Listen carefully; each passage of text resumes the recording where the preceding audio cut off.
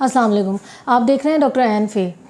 پچھلی ویڈیو میں ہم لوگوں نے بات کی تھی پلیٹلیٹس کیا ہوتے ہیں, کیا ان کے کمی سے کیا نقصانات ہو سکتے ہیں اور کس وجہ سے وہ کم ہو سکتے ہیں. تو ابھی اس ٹاپک پہ بات ہو گئی تھی, لیکن کل ہی مجھے میری ایک جونیئر کا میسیج آیا کہ میڈم یہ میرے ہسبینڈ کی رپورٹس ہیں, آپ دیکھ کے تو مجھے بتا دیں کہ یہ بخار ہے انہیں 5-6 دنوں سے اور مجھے پتہ نہیں چل رہا کہ کیا مسئلہ ہے. تو رپورٹس میں نے دیکھی, CBC کرایا ہوا تھا, وہ بالکل ٹھیک تھا, اور ساتھ تھا انہوں نے ٹائیفائڈ کرایا ہوا تھا, ٹائیفائڈ کا ٹیسٹ, تو اس میں ٹائیفائڈ پازیٹیو تھا. اب وہ 5 دن کا بخار تھا. میں نے پوچھا کہ بخار کتنا زیادہ اوپر تک گیا ہے, تو 102 تک بخار جا چکا تھا, اور اس کے علاوہ اور کوئی خاص سمٹمز نہیں تھے, سر درد کے علاوہ اور کوئی خاص سمٹمز نہیں تھے. تو میں نے پوچھا کہ ابھی کیا دوائی لی ہے. تو سب سے پہلی بات جو اس نے مجھے بتائی کہ بھئی پیناڈول کے ساتھ ساتھ انہوں نے ایک اینٹی بائیوٹک بھی ایڈوائز انہیں کی ہے ڈاکٹر نے. اب میں بھی وہ ڈاکٹر جس نے بھی ایڈوائز کی ڈاکٹر تھے یا ڈسپینسر تھا یا جو بھی تھا, تو ہمارے یہاں تھوڑا ٹرینڈ بھی ہے کہ لوگ ڈسپینسریز میں جانے کا زیادہ ٹرینڈ ہوتا ہے, وہاں ڈاکٹر اکثر نہیں بھی بیٹھے ہوتے.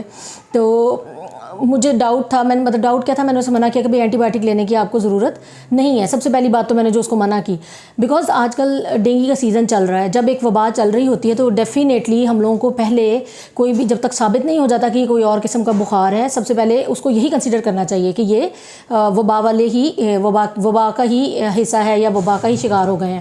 تو ڈینگی کا آج کل اتنا وہ چل رہا ہے, آپ کو آئیڈیا ہے, تو اس کو سب سے پہلے ڈینگی ہی سوچنا چاہیے تھا. تو ڈینگی کی نشانی یہ ہے زیادہ تر اس کے اندر کہ CBC یا تو ہوتا ہے نارمل, یا اس کے اندر پلیٹلیٹس اور سفید خلیے جو ہمارے سیل میں جن کو وائٹ سیلز کہتے ہیں وہ تھوڑے کم ہو گئے ہوتے ہیں. کئیوں میں تھوڑے زیادہ ہو جاتے ہیں, کئیوں میں تھوڑے کم. اب بخار کا جو دورانیہ ہے, یہ جو مچھر کا سارا مطلب آپ کہہ لیں اس کو زہر ہے یا جو بھی, اس کو ٹائم سیٹل ہونے میں تھوڑا ٹائم لگتا ہے, لائک 5 سے 7 دن. تو 5 سے 7 دن یا کئی دفعہ 10 دن. اور اگر خدا نخواستہ اگر مریض کریٹیکل کنڈیشن میں چلا جائے, جلدی تشخیص کی صورت نہ ہو سکے اور مریض اس طرح کی کنڈیشن میں چلا جائے, تو پھر یہ لمبا عرصہ تھوڑا لے جاتا ہے. لیکن زیادہ تر صورتوں میں ڈینگی جان لیوا نہیں ہوتا, اپنا ٹائم لے کے یہ ٹھیک ہو جاتے ہیں, زیادہ تر پیشنٹس ریکور کر جاتے ہیں. لیکن ہم سے غلطی کیا ہوتی ہے, تو میں نے سوچا کہ ہم نا بہت زیادہ, میں آج کوئی ڈینگی کی علامات کے بارے میں زیادہ تر لوگ واقف ہیں, لیکن پھر بھی میں آج وہ چیزیں ڈسکس کروں گی جو غلط فہمیاں ہیں ڈینگی کی بخار کے بارے میں یا اس کے علاج کے بارے میں. کہ سب سے پہلی بات میں ڈسکس آپ سے کر چکی ہوں کہ اینٹی بائیوٹک غلط ٹائم پہ دی جاتی ہیں. غلط وائرس ہے, وائرس میں اینٹی بائیوٹک کا رول ہی کوئی نہیں ہے, تو اینٹی بائیوٹک دینے کا فائدہ کوئی نہیں ہے.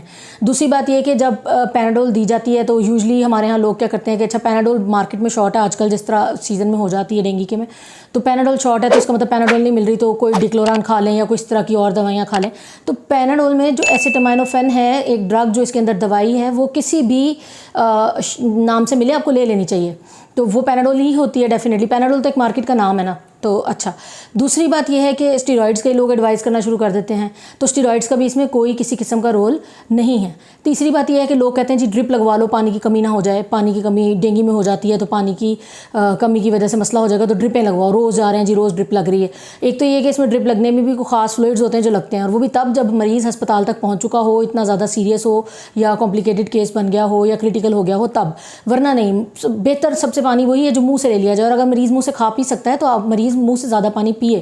ہاں, پانی کی کمی ضرور ہونے کا امکان ہوتا ہے, اس کی وجہ ہے زیادہ بخار, اور اس کی دوسری وجہ ہے کہ الٹی وغیرہ آ جاتی ہے کئی لوگوں کو, اس کی وجہ سے. اور تیسری یہ کہ جب مریض پانی نہیں پی رہا, اور اس میں جو ڈینگی کی وجہ سے ہی اکثر ہمارے ہاں ہمارے جو خون کے اندر جو آپ کہہ لیں بلڈ ویسلز ہیں یا کیپلریز ہیں, جو اینڈ میں باریک خون کی جو رگیں ہوتی ہیں باریک, ان کے اندر سے یہ خون مطلب لیک کرنا شروع کر دیتا ہے, پلازما. ٹھیک ہے, پانی نکلنا شروع ہو جاتا ہے, ہمارے جو خون کی نالیاں ان کے اندر سے نکل کے ہمارے جسم کے نیچے جمع ہونا شروع ہو جاتا ہے. تو وہ وہاں پہ اس کی وجہ سے تھوڑی بہت سوزش بھی محسوس ہو سکتی ہے, سوجن محسوس ہو سکتی ہے, یا پانی کی کمی, اس کی وجہ سے جسم میں خون میں پانی کی کمی آپ کہہ لیں ہو سکتی ہے. تو پانی اس لیے پینا زیادہ ضروری ہے. تو اب ہمارے ہاں کیا ہوتا ہے, جب اس ساری صورتحال میں مریض پہلے 2-3 دن ایک ڈاکٹر کے پاس جاتا ہے, وہاں سے دوائی لیتا ہے, 2-3 دن میں تو پتہ ہے بخار نہیں اترنا, 5 سے 7 دن لگیں گے. تو مریض کیا کہتا ہے بھئی آرام نہیں آ رہا, تو دوسرے ڈاکٹر کے پاس چلے جاتا. جب وہ دوسرے ڈاکٹر کے پاس جاتے ہیں, پھر وہ نئے سرے سے علاج کرتے ہیں, نئے سرے سے دوائیاں دے دیتے ہیں, تو وہ دوسری اینٹی بائیوٹک لینا شروع کر دیتا ہے مریض. اب کیا بخار ہے تو اپنا دورانیہ پورا کر کے ہی ختم ہونا ہے, لیکن کیا ہے کہ لوگ مطلب مریض اس سارے چکر میں آپ کہہ لیں کہ ونڈو شاپنگ کرتے کرتے ڈاکٹرز کے پاس پھرتے پھرتے ادھر سے ادھر، ادھر سے ادھر اور ادھر سے آگے، تو پھرتے پھرتے مریض ریسٹ نہیں کر پاتا. اور سب سے جو مین سٹے آف ٹریٹمنٹ ہے ڈینگی میں وہ ہے ریسٹ. جب تک آپ مریض ریسٹ نہیں کرے گا تو اس کے جلدی بہتر ہونے کی امکانات کم ہیں. ٹھیک ہے، پھر اب پیناڈول نہیں لے رہا، پانی نہیں صحیح پی رہا، ریسٹ نہیں مریض کر رہا، تو ڈیفینیٹلی وہ جلدی ٹھیک نہیں ہوگا. تو پھر مریض پریشان ہوتا ہے، پھر گھر والے بھی جلدی سے پریشان ہو جاتے ہیں. بجائے یہ سب کرنے کے یہ بھی دیکھنا چاہیے کہ اگر ایک دفعہ ڈینگی پتہ چل گیا، اچھا پہلی بات تو یہ کہ اچھا بخار کے بارے میں پتہ نہیں چلا کہ ڈینگی ہے تھا یا نہیں تھا، ابھی تو ہمارا فیصلہ ہی نہیں ہوا. یہ تو میں نے بتایا کہ اس کی غلط فہمیاں. اب اگر لیٹ سے کہ ہم فیصلہ کیسے ہوگا، آسان سا ٹیسٹ ہے سی بی سی. اب جب سی بی سی کروایا ہے، اگر نارمل آ گیا ہے تو پھر اگر آپ کو بہت جلدی ہے کہ ابھی آپ کو ڈاؤٹ ہے، آپ جلدی کرنا چاہتے ہیں، تو اس کے آگے مزید ٹیسٹ ہوتے ہیں کہ جن کا ایک دن میں ہی پتہ چل جاتا ہے. NS1 اینٹیجن کے نام سے ایک ٹیسٹ ہوتا ہے ڈینگی کا، وہ پہلے ہی دن بخار کے پازیٹیو ہو جاتا ہے. تو اگر کسی مریض کا پازیٹیو اگر آپ کو جلدی ہے، جلدی چیک کروانا ہے، ٹیسٹ کرانا ہے، تو سب سے پہلے وہ کروا لیں. تو اس میں اگر سی بی سی ٹھیک آیا تو NS1 اینٹیجن کرا لیں. NS1 سے آپ کو آئیڈیا ہو جائے گا کہ بخار ڈینگی ہے یا کوئی اور ہے. اور اگر ایک دفعہ ثابت ہو جائے تو ثابت ہونے کے بعد کبھی بھی اور علاج کی طرف بھاگنے کی بجائے صرف ایک آسان سا کام کریں کہ روز شروع میں جب ہم بخار ہوتا ہے تو سی بی سی نارمل رہ سکتا ہے، تو لیکن روز کی بنیاد پہ پلیٹلیٹس کروائیں اور سی بی سی کروائیں روز کی بنیاد پہ یا ایک دن چھوڑ کے. تو اس سے پتہ چلتا رہے گا کہ پلیٹلیٹس کا یا باقی خلیوں کا ٹرینڈ کیا ہے، کم ہو رہے ہیں یا کیا ہو رہا ہے.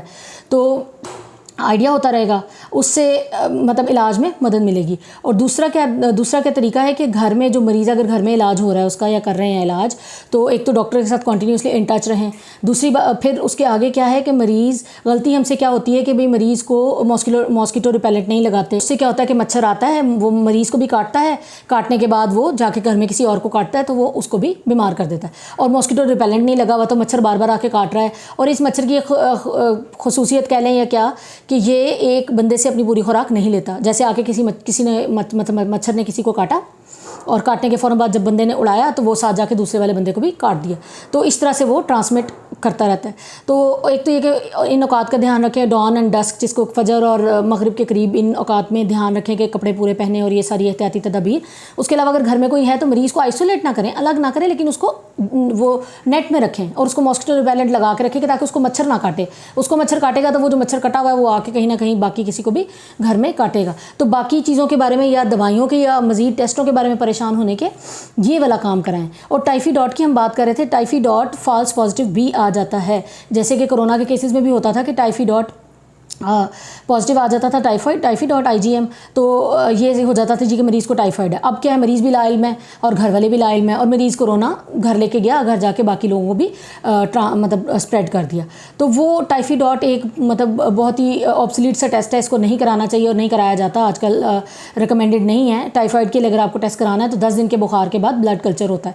تو وہ یہ بھی چیز ایک ثابت ہو گئی. تو اب دو باتیں ہیں کہ CBC ایک دن چھوڑ کے یا روزانہ کی بنیاد پہ کرائیں. اگر بخار ہے 5 سے 7 دن آپ یہی کریں گے. اس کے علاوہ آپ جو NS1 اینٹیجن ہے Day 1 پہ کرا سکتے ہیں. اگر پھر بھی اگر ڈاؤٹ ہے تو Day 5 پہ ڈینگی کے IgG اور IgM ہوتے ہیں، وہ ٹیسٹ آپ کروا سکتے ہیں. اس کے علاوہ جب تک اس سے ثابت نہ ہو تب تک ڈینگی کا ہی اس کو سمجھیں اور ڈینگی کی طرح ہی اس کا علاج کریں، صرف پیناڈول. کیونکہ جب اینٹی بائیوٹکس دیتے ہیں تو ظاہری بات ہے بہت ساری اینٹی بائیوٹکس ہمارے جگر کے راستے ہو کے گزرتی ہیں. تو ڈینگی میں جگر کے ٹیسٹ بھی خراب ہوئے ہوتے ہیں، تو جگر پہ بھی تھوڑا بہت فرق آیا ہوتا ہے. اب کیا ہے کہ جب ہم اینٹی بائیوٹک کھائیں گے تو مزید جگر پہ بوجھ ڈالیں گے، کس طرح کی دوائیاں کھا کے اس کو مزید دوائیاں بھی صاف کرنی پڑیں گی ہمارے باقی اپنے کام کے ساتھ ساتھ. تو اس لیے ان چیزوں سے تھوڑا سا پرہیز کریں. اور دوسرا یہ کہ ڈاکٹرز کی ونڈو شاپنگ سے ونڈو شاپنگ نہیں بلکہ شاپنگ کہہ لیں، ڈاکٹرز کی شاپنگ سے پرہیز کریں. کہ ایک ڈاکٹر سے جب کوئی آپ کو بات بتا رہا ہے، مستند ڈاکٹر یا کوئی بھی اوتھینٹک بندہ، تو آپ اس کی بات پہ یقین کریں، اس کی بات کو سمجھ لیں، بجائے ادھر ادھر بھاگنے کے. تسلی سے اور سٹریس فری ہو کے ایک طریقہ کار سے چلیں، انشاءاللہ مریض جلدی بہتر ہو جائے گا. اور دوسری بات یہ کہ اس کے علاوہ ایک بڑا ہمارے یہاں رواج ہوتا ہے پپیتے کے پتے دے دیں، لیمن دے دیں، اس طرح کی چیزیں دے دیں. ان سب چیزوں کا انڈائریکٹ شاید کوئی رول ہوتا ہوگا، لٹریچر میں مینشنڈ ہے، لیکن ڈائریکٹلی ان کا کوئی پلیٹلیٹ سے تعلق نہیں ہوتا. یہ پلیٹلیٹ ڈائریکٹلی نہیں بڑھاتے. ٹھیک ہے، خون کی کمی کو یہ چیزیں پورا کرنے کی کوشش مطلب ان سے ہوتی ہے ہیلپ فل، خون کی کمی کو پورا کرنے میں یہ. تو وہ اسی کے ساتھ پلیٹلیٹس بھی بن جائیں گے، لیکن ویسے پلیٹلیٹس کے ساتھ یہ ان کا کوئی تعلق نہیں ہے۔ اور آخری ایک بات کہ پلیٹلیٹس لگوانے کے لیے لوگ بہت ہبڑ دبڑ مچی ہوتی ہے کہ بھائی پلیٹلیٹس چاہیے، خون چاہیے، جلدی چاہیے، مریض کا پلیٹلیٹس کم ہو گئے، 50,000 سے نیچے چلے گئے، ایسا کچھ نہیں ہے۔ پلیٹلیٹس لگوانے کی تب تک ضرورت نہیں ہوتی، چاہے 10,000 سے نیچے بھی چلے جائیں تب تک ضرورت نہیں ہوتی جب تک کوئی واضح خون نہیں آ رہا، جس ناک سے، کان سے، مسوڑوں سے یا چھوٹے بڑے پیشاب کے ساتھ خون نہیں آ رہا، تو پلیٹلیٹس تب تک بھی لگوانے کی ضرورت نہیں ہے، ٹھیک ہے۔ امید ہے یہ ویڈیو آپ کے لیے ہیلپ فل ثابت ہوگی، انشاءاللہ ملتے ہیں کسی نیکسٹ ویڈیو میں۔ اللہ حافظ۔